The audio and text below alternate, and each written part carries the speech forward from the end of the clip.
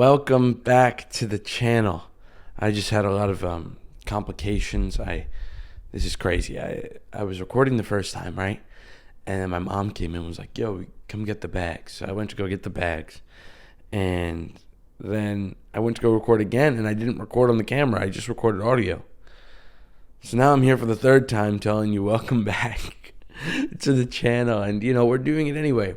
I'm doing it anyway, no matter how much of it fails. You can do this to me over and over again. I think it's a metaphor because you can really do this to me over and over again. You could bring this failure, whatever you want to call it, into my life over and over and over again, and I won't.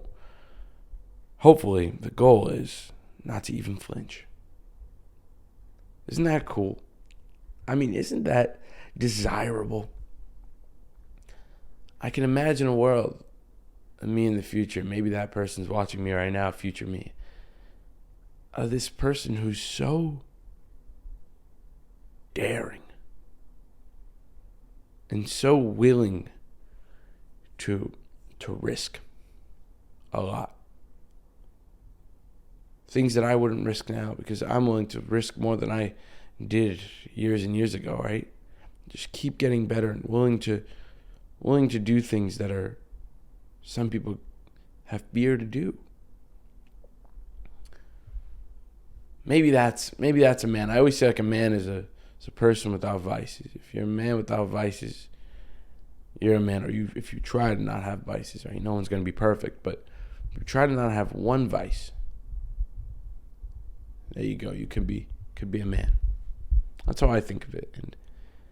And lately it's kind of been flipping into like this really cool thing of this idea that me in the future, this manly man, this superhero, right, is someone that sees failure as quitting, not as an upset or a lack of good emotion. That's not failure. Failure is saying, no, I'm done. Right? Or failure is literally when you're done. That's it. Because you'll never have a chance after that. After that, we don't know. So that's quite interesting. That's a quite interesting idea for me because, I took a phone call today with somebody, and it was someone from Nigeria. It was cool. I took a phone call. It was a client, so to speak, and on the phone call, he was telling me things about Nigeria, how it's too bad that this happened. And I was like, listen, man, I just simply don't think you're the client I'm looking for, but, keep it up. Because he was telling me about the hustle phase and what he's going through. And it sucks. I mean, they're not as impoverished as I thought they were, as he told me. And, it's interesting to me. It really, really, really is so interesting to me how lucky anybody who's born in America is, right? Not anybody, but how lucky a lot of us are. A lot of the people I've met that complain, a lot of the times when I complain, I'm just starting to see that as such a weak thing to do. I want to see more fear. Because the more fear I see, the less I want to complain. The more, when I say fear, I don't mean it like directly like that. I mean fear is something like an entity that I'm scared to do. You know what I mean? That's what I mean. An entity, whether it is email marketing today or tomorrow, this is the thing I really don't want to do. And I'm a little scared. I'm a little nervous. I get the butterflies, right? I really don't want to do it. That's the fear that I'm talking about. I want to become the person that just pile drives through that, Yeah, maybe one day I can. Maybe one day I can become that person maybe one day I can become everything I want to be. Like, these things to me they're not just goals. There's something to look forward to. And a lot of the complaints that I had from my family, like little things that I was like, this person does this wrong. Yesterday, I mean, they were doing the same things. They weren't acting differently. And a lot of the irritation just stopped irritating me. Because I was just grateful. Because I put myself in a position and in a place where I am by myself. And I am doing things that I don't want to do, that I'm afraid to do. But I know I should. If I didn't know I should do them, that I'm afraid to do heroin also, I'm not going to do heroin. That's not the right thing to do. I don't think I should do that. Why would I do it? You know what I mean? Then that's backwards, right? But yeah, I think I'm going to learn a lot more as this goes along. And today I think is day 11 or 12. I forget. But yeah, I'm going to learn a lot. And I usually used to have like a 6-hour day, and now I'm doing almost a 6-hour day in just email marketing. So, all right. So I'm going to go make some beats right now. Edit some videos, and I'll talk to you after that. Peace. All right. So I just finished some really not crazy tough work, but it was a lot that I got done. So a win's a win. You know what I mean? I did some filming, editing, and beats. So with beats, it's interesting. What I'm doing lately is now, starting today, it's really going through a lot of my beats and then to mix and master them, which honestly shouldn't take too long. I honestly think it's going to take like barely even a couple days before I'm done. And that'll be like my new loop kit for either that week or whatever it is. You know what I mean? And yeah, man, I've been doing a lot of thinking and a lot of pondering during these hours, because you get frustrated and riled up, especially today. That's how I would explain today. Frustrated, riled up. And today felt like a day one to a certain extent. I wasn't doing what I was used to. I wasn't really grounded. And, day's not over. I still have a good hour and a half left of, whatever's left for me, And I mean, we'll see. It started off pretty high energy, kind of, sort of. And it's going to keep going that way, I think. It's going to keep going in the direction of, frustrated and angers and different ideas. You know what I mean? But that's okay.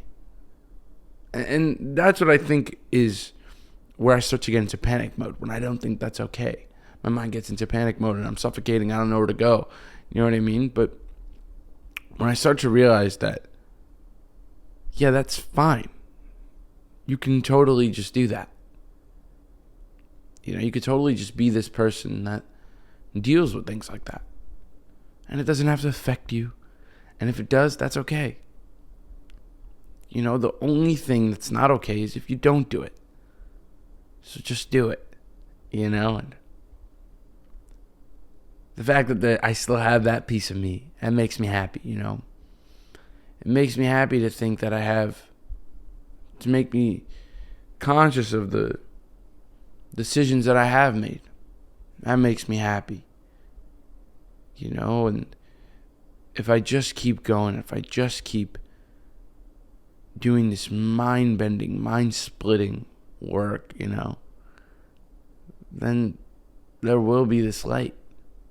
This little moment of, right now it's a slither light. You know what I mean? It's like this little slither of light peeking into the room of darkness. And I look at that and I go, yeah, okay. All right. And it shows me where to go. It does. It shows me where to go. I mean, some religious people will say, will have an explanation for that. Others will have their own explanations. But it's really how I would explain it. It's what it feels like. It feels like this little slither of hope that moves me forward. And sometimes it's at a full-on sprint. And sometimes it's at a walking pace. Either way, I'm doing it. And keeping it in sight. All the things that I started with. There's this line that I was talking about earlier from that song, and Merrily We Roll Along. How did I get to be here? I mean, what a line. And I know Now I know, like, how I got here. I know exactly how I did this and how I ended up here. Even though there will be tunnel visions and there will be times of frustration and pain, but that's what you're in for. What, you thought it was going to be rainbows and sunshine? It's like, you might have not thought it was going to be this bad, but you knew it was going to be pain. You knew it was going to be stuff to work with and painful stuff to work with, you know? And like I said, these are the things that move me forward. These are the things that, they're like a backpack. You put them on. I'll carry you too. Maybe I can't run with you right now, but later I'll be able to run with you. When I mean the things that I'm carrying, it's the frustration, right? The pain. You know, they're not just going to disappear. They're just going to hop on you. And you keep walking anyway. You just keep walking anyway. And that's okay. You know, and it'll bring the joint some pain. You know, it's like literally, it's a metaphor, right? It's like literally walking with a weighted vest or something, you know. It's this happy little groundedness that I found that I haven't really been utilizing a lot today, but I have been utilizing a lot in other things where I start to notice these moments that I realize, yeah, that's me. That's what you want to be. Keep it, hold it in your hand. Don't let it go. So now I'm going to move on to filming some podcasts. I'm going to film a podcast. I'm going to film some other stuff I have to do also. I think there's some editing stuff. So I'll do that and get back to you guys after that. See you there. All right. So I just finished everything I want to do for the rest of the day. And this is exciting, you know. It's interesting. It's new. And, you know, I've talked a lot about these moments that I have where I look back or I look forward sometimes and I realize this is something I can pull off. You know, this is something I can actually do. You know, because when the idea is in your head, you feel so confident. I feel far more confident when the idea is in my head than when I'm actually doing it. I'm actually doing it. I mean, almost always. It's this nerve-wracking, just, I don't know if I can pull this off. Unless I'm in the midst of it, then I'm like, all right, cool. But otherwise, I'm like, I don't know if I can pull this off. I'm nervous. I'm not certain. You know what I mean? That certainty I feel in an idea, but I don't feel it in action. Which is interesting because I think this actually goes for a lot of people. They say not to tell your ideas to people, or not to tell them to too many people, because you're releasing dopamine as you're telling. I mean, it's a whole thing. You guys can look that up. And I think a lot of people do that, where they'll say their ideas and be like, oh my God, this is what I'm excited to do. This is all the things that I'm ready for. And it's not a great idea. And it hasn't been for me a great idea to be doing that. It's actually hindered me a lot. So now actually taking the action and doing it, despite, you know, all the emotions that I have against it, just doing it, I mean, there's nothing more freeing. You feel like it's too good to be true. Like, I don't know about all this. This is a little too good to be true, you know? It's like, no, it's not, buddy. This is your life.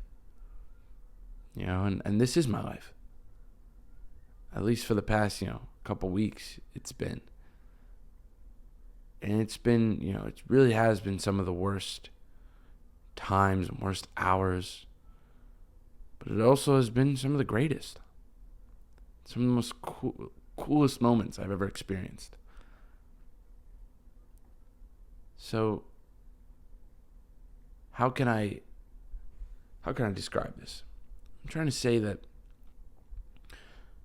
maybe everything we see, everything in life that we rate, right? Whether it's a movie or anything that we can rate, and has a tangible thing, like I said, like a movie or theater, right? It's an actual thing. Things we enjoy too. All these things that we enjoy, that we get these little dopamine hits from or whatever, maybe they're a tool to chaos for me. Maybe with my personality type and just who I am, how I was raised, whatever it is, it's just a tool for chaos. And all these moments for order make the little bits of chaos seep through. And you could see it for what it is. You could see it for chaos, you could see it for the BS that it is. And that's okay. Or rather, and that it is okay. It is okay to be chaotic sometimes, at least for me, sometimes okay for me to be chaotic. And when I'm talking to my family, we're having chaotic conversations, and I'm like, oh, we're all doing this because of dopamine. We're all doing this because of, because we're all just bored. We have nothing else to do. I acknowledge it as that. And I had this moment where I'm like, oh, right, this is what it is that we're doing. And I'm okay with that. Sometimes. But when I don't have mostly order in my life, I don't see it for what it is. I use it as an excuse to, oh, this is why I'm not doing that because, or I'm talking to these people because I have to do this and this and that. And you're making excuses of why it's something that's productive, even though it's not. And for me, that is not okay. And that hasn't worked for me. So let's just get more order done. You know what I mean? Let's live more orderly lives and more bridged out lives. I know you need both chaos and order, but at least for this next decade, let's have some order. All right. On that note, I'm going to end this episode here. And if you guys enjoyed, I make literally a YouTube video every single day. So tune in if you liked it. Peace.